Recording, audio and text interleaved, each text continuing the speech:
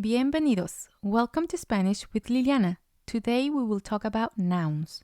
Previously, I explained a little bit about the articles and how they're used with nouns. And the one chosen depends on gender and plurality. I will leave the link to that class on the description. Today we will talk more about the types of nouns, how to make them plural, and how to determine the gender. Let's begin. The Spanish nouns are very similar to English. We have common nouns called sustantivos comunes, and they are the most common, hence the name. They can be broken down into countable, contables, and that means that they can be counted, like a pencil, un lápiz, or two pencils, dos lápices. They exist both in singular and plural form. We also have uncountable nouns, incontables, and they can't be counted. They're usually treated in singular. For example, sugar, azúcar, or milk, leche, or even money, dinero. Similar to English, they can be measured, as in a cup of sugar or two, but they can't be counted. Common nouns can also be abstract, abstractos, such as love or fear, and they're also usually singular. They can also be collective nouns, colectivos, and that's just a grouping of something, such as people, which means gente, and these are also singular. There are a few other types of nouns, such as compound nouns, concrete or individual nouns, but they are usually rare, and they all fall under common nouns, so they'll have a singular and plural version unless they are uncountable. The one set of nouns that are not common are proper nouns, sustantivos propios. And these are nouns that assign an identity, such as a person's name.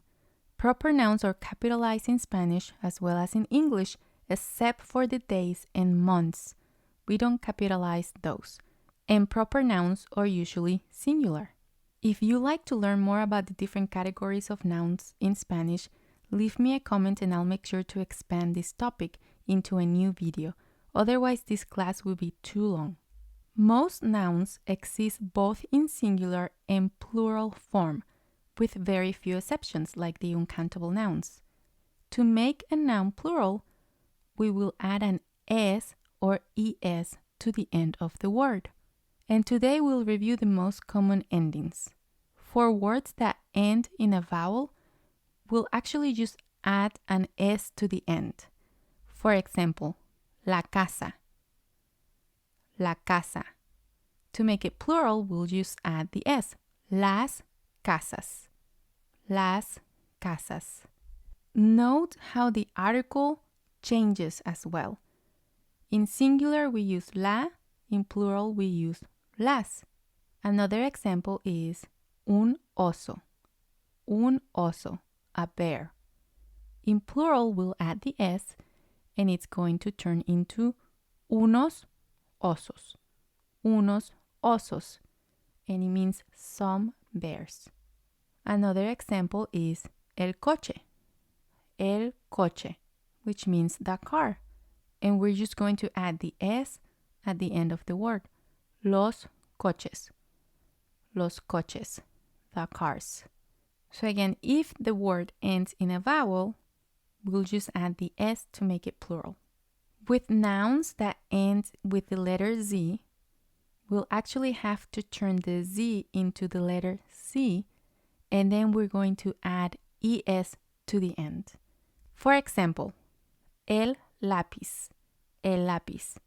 It's going to turn into los lápices. Los lápices. You can see here we replaced the letter Z with the letter C and we added es to make it plural. Another example is la nariz. La nariz. To make it plural, we're going to replace Z with C and add es. And it turns into las narices. Las narices. And then we have el pez. El pez. And this one turns into los peces. Los peces. I have a dedicated 30-day course to review the Spanish sounds and to actually learn to read in Spanish. If you haven't checked it out, I'm going to leave the link on the description so you can learn to pronounce these words. All right, for nouns ending in the letter Y, we'll add es at the end. For example, el rey, el rey. In singular form, the Y sounds like the letter I when it's at the end. When we make it plural, it will sound a lot like the English Y. El rey turns into los reyes, los reyes. So we add es at the end and it becomes plural. Another example is el buey, el buey. Plural, it will be los bueyes, los bueyes. And the last example is la ley, la ley. It turns into las leyes, las leyes. Those are the most common exceptions. For any other consonant ending, we'll add es. For example, el árbol. El árbol turns into los árboles, los árboles. El reloj, el reloj. It turns into los relojes, los relojes. Una flor turns into unas flores, unas flores. So again, these are the major rules around making the words plural. There are a few exceptions that we learn with practice. As previously mentioned, uncountable, collective, and proper nouns don't have a plural form. And again, if you like more examples of this, just leave me a comment and I'm happy to create another video to review them. I want to take a moment to review the articles in the charts form. So we have masculine and feminine, and then we have singular. For masculine, we're going to use el or un. For feminine, we're going to use la or una. And then for plural, we're going to use los or unos. And for feminine, we're going to use las or unas.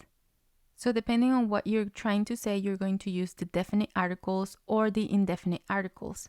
I've been using the articles throughout the class, so you can see which words are feminine and masculine based on the article. But let's take a look at how we can determine the gender.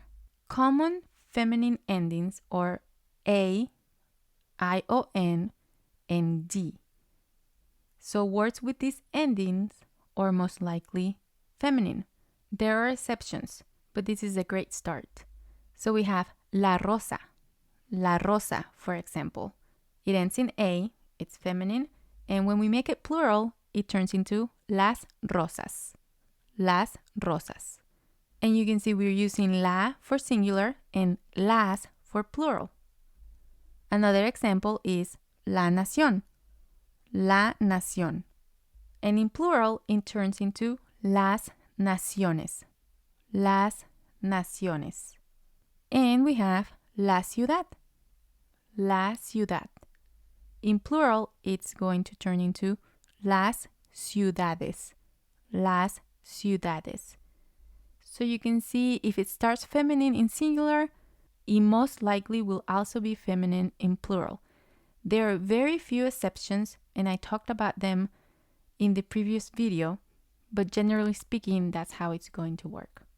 Another rule is with abstract nouns that end in a Z or ZA.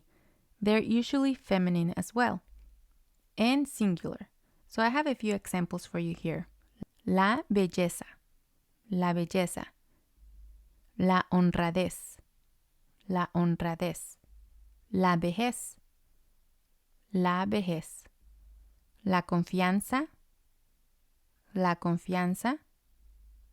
La esperanza, la esperanza.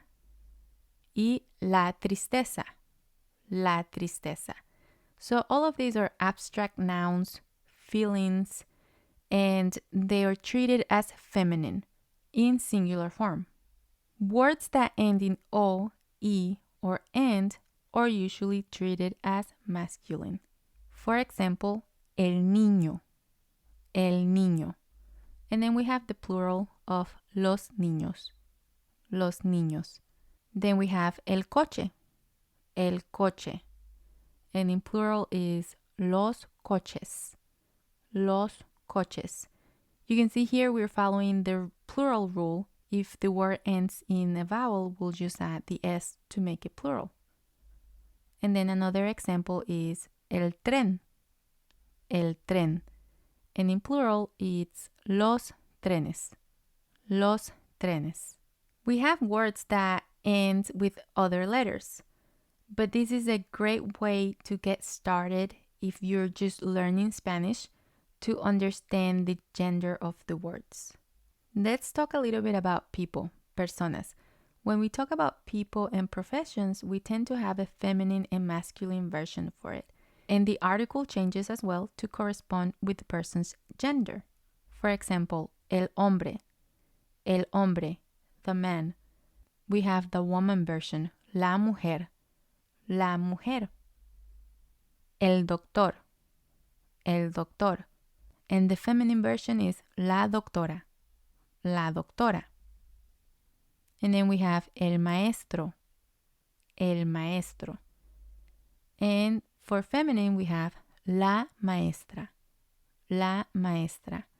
So you can see based on the person's gender, we're going to use the corresponding article. And then the word changes a little bit. There are instances where the noun stays the same.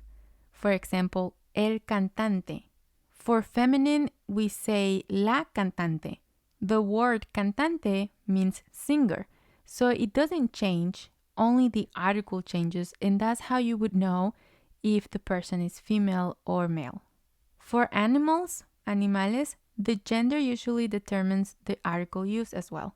For example, el gato for a male cat, and la gata for a female cat. The same thing with el pato, la pata, el perro, la perra. So we have male on the left and female on the right, and the article corresponds to the gender. We also have the situation where the name completely changes from male to female. El toro, for example, it means the bull. The cow is la vaca, but it's very similar to English, right? We have the bull, we have the cow. And then there is a small subset of animals that are only either female or masculine in the form of the articles, but we'll save those for another class.